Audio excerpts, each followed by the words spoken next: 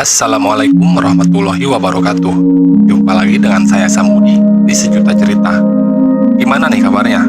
Semoga selalu dalam keadaan sehat dan dilancarkan segala urusan-urusannya.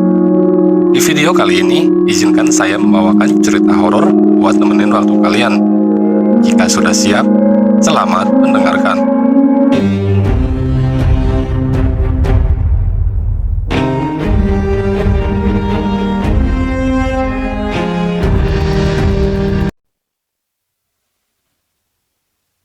Namaku Rina, umurku 27 tahun, belum menikah, dan baru aja pindah ke rumah peninggalan kakek di daerah pinggiran kota.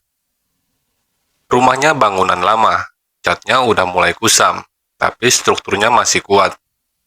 Aku pindah ke sini karena memang pengen hidup lebih tenang setelah resign dari kantor yang bikin stres. Niatku sambil istirahat, mau coba buka usaha online dari rumah. Hari ketiga aku di rumah ini, aku pergi ke pasar loak buat cari beberapa barang hiasan. Rumahnya terlalu kosong, terlalu sepi, dan terus terang, agak bikin merinding kalau malam-malam. Aku pikir kalau ruangan diisi ornamen dan hiasan, mungkin suasananya bisa lebih hidup. Pas jalan di lorong pasar yang agak gelap, aku lihat satu lapak kecil di pojokan. Penjualnya bapak-bapak tua, mukanya serius banget. Di antara barang-barangnya, mataku langsung tertarik sama satu lukisan yang digantung di sisi lapak. Itu lukisan wajah seorang wanita berambut panjang, mengenakan gaun putih model lama. Tapi yang bikin aneh, matanya kosong. Bukan karena tertutup rambut atau bayangan, tapi memang benar-benar nggak ada matanya. Cuma dua lubang gelap menganga. Tapi anehnya, lukisan itu kelihatan banget hidupnya. Sorot matanya atau kekosongannya seperti memanggil. Aku nanya ke bapak itu, "Pak, ini lukisannya dijual nggak ya?" Bapak itu diam sebentar, lalu geleng pelan. Yang ini bukan buat dijual, Neng. Lukisan ini ada tuannya." Aku agak bingung, tapi penasaran. "Maksudnya gimana ya, Pak? Saya tertarik banget, Pak. Kalau Bapak mau jual, saya bayar lebih deh." Dia lama ngeliatin aku, terus akhirnya bilang, "Kalau kamu yakin mau bawa pulang, jangan salahin siapa-siapa nantinya ya." Aku cuma senyum, dalam hati aku berpikir, mungkin itu cuma trik biar kesannya lukisan ini punya nilai mistis atau sejarah. Ya udah, aku kasih uang lebih dan akhirnya dia bungkuskan lukisannya buatku. Sesampainya di rumah, aku langsung bersihin lukisan itu pakai kain. Debunya tebal banget. Tapi setelah dilap, warnanya keluar. Dan makin jelas kelihatan wajah wanita itu. Semakin aku lihat, semakin aneh rasanya. Tapi aku tetap gantung lukisan itu di ruangan tengah, dekat rak buku, biar ruangan agak terasa kosong. Malam itu aku tidur lebih awal karena capek. Tapi entah kenapa, sekitar jam 2 dini hari, aku kebangun. Gak tahu kenapa, cuma rasanya kayak ada yang manggil pelan dari ruang tengah. Tapi pas aku intip dari balik pintu kamar, ruangan gelap dan sepi. Aku pikir mungkin cuma halusinasi karena aku kecapean. Besok paginya pas aku lewat ruang tengah, aku sempat berhenti di depan lukisan itu. Dan sumpah, kayaknya posisi kepala wanita di lukisan itu sedikit miring ke arah kiri, beda dari waktu pertama aku gantung. Aku sempat mikir, mungkin aku yang salah ingat. Tapi perasaan gak tenang itu mulai muncul. Lukisan itu seperti hidup, seperti mengamati aku. Malam-malam berikutnya suara di rumah makin jelas. Lantai kayu berderit sendiri. Angin seolah berhembus dari dalam rumah. Padahal semua jendela udah tertutup. Dan yang paling bikin aku nggak bisa tidur adalah aku ngerasa dia mulai ngelihatin balik. Hari-hari setelah lukisan itu digantung, suasana rumah mulai terasa beda. Awalnya aku masih bisa anggap wajar-wajar saja, namanya juga rumah tua. Kadang lantai berderit, suara-suara aneh, atau hembusan angin dari celah tembok. Tapi makin ke sini, semuanya terasa nggak masuk akal. Pernah satu malam, aku baru selesai mandi. dan tiba-tiba lampu kamar padam sendiri. Bukan listrik mati, karena lampu di dapur masih nyala. Aku coba nyalain lagi, tapi nggak bisa. Baru nyala setelah beberapa menit, dan saat itu aku merasa kayak ada yang berdiri di belakangku pas ngadep ke cermin. Padahal jelas-jelas aku sedang sendirian. Puncaknya adalah terjadi malam keempat setelah lukisan itu ada di rumah. Waktu itu aku lagi duduk nonton TV, sekitar jam 11 malam. Ruangan begitu sepi, cuma suara TV yang pelan. Tiba-tiba aku ngerasa kayak diawasi. Bulu kuduku berdiri. Tanpa sadar, aku nengok ke arah lukisan yang tergantung di dinding ruang tengah itu. Aku langsung bengong. Lubang mata sebelah kiri di lukisan itu ada warna putihnya. Kayak samar-samar ada bentuk bola mata yang sebelumnya nggak ada. Makin dekat, aku makin yakin lukisan itu mulai berubah. Masa iya lukisan bisa nambah sendiri? Pikirku dalam hati. Aku coba ambil HP buat foto, tapi entah kenapa, layar HP nggak bisa fokus pas difoto. Hasil gambarnya buram, padahal kamera HP ku biasanya bagus. Malam itu aku tidur sambil lampu kamar menyala, tapi tidurku nggak tenang. Aku mimpi aneh, mimpi kayak ada seseorang berdiri jauh di ujung lorong, mukanya gelap, nggak kelihatan jelas. Tapi aku tahu dia itu adalah seorang wanita. Dia ngelangkah pelan ke arahku sambil bilang, "Tolong, mataku, mataku." Aku langsung terbangun, napas ngos-ngosan, keringat dingin. Aku lihat jam, ternyata sudah jam 3:33 pagi. Aku duduk di kasur, minum air putih. Tapi saat mau baring lagi, aku dengar suara dari ruang tengah. Suara kayu berderit.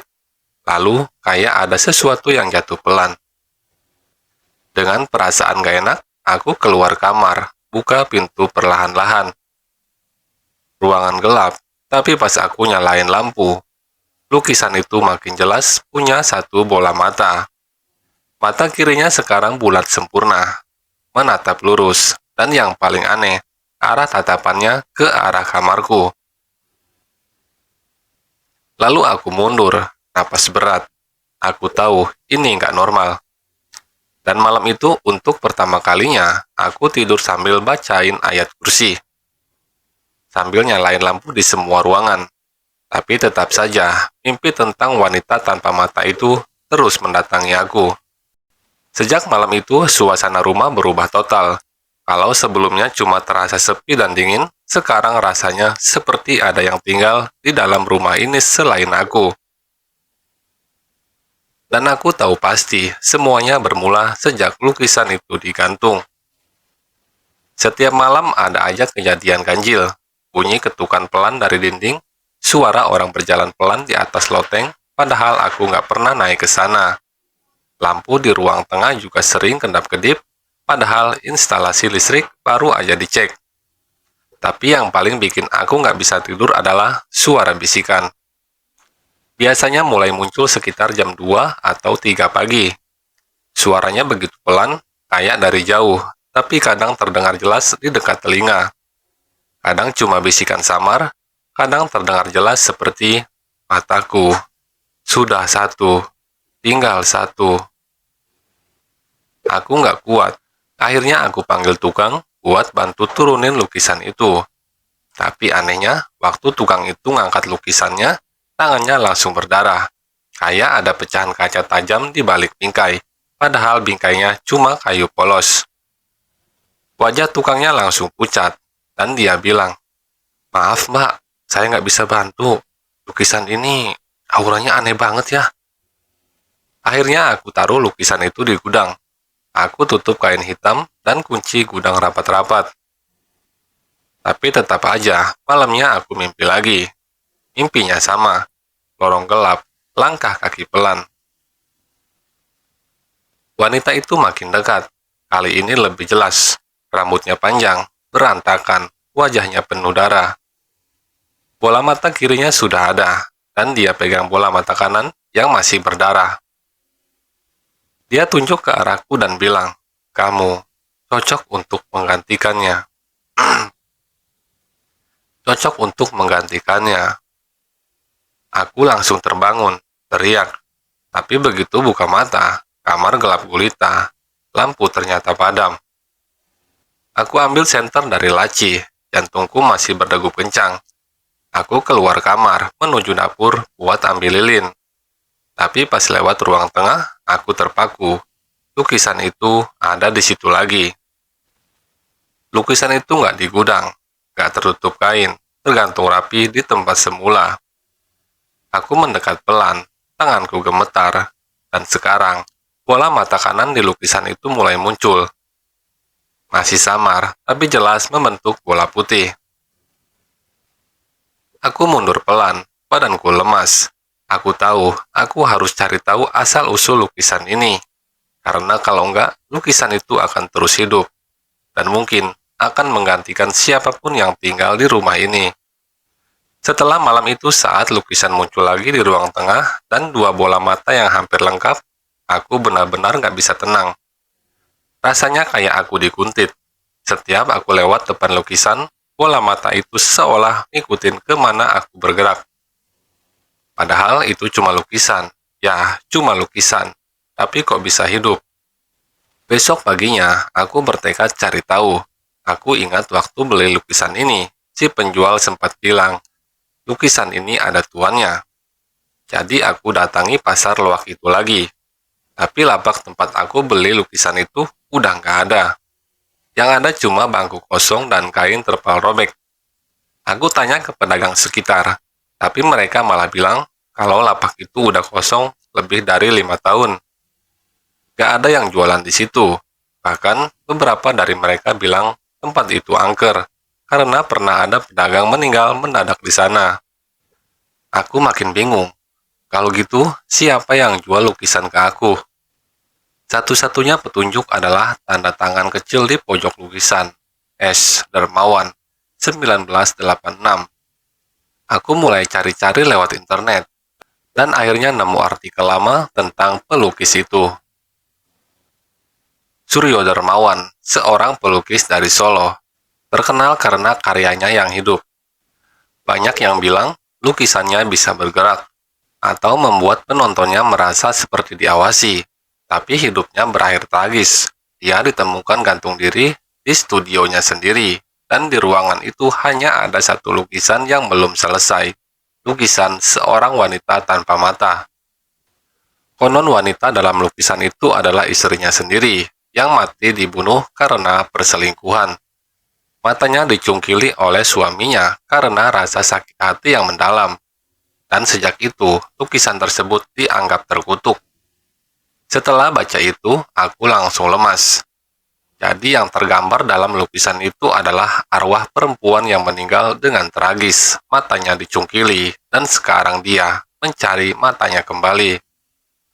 Malamnya aku coba tidur dengan TV nyala, tapi rasa takut itu tetap ada.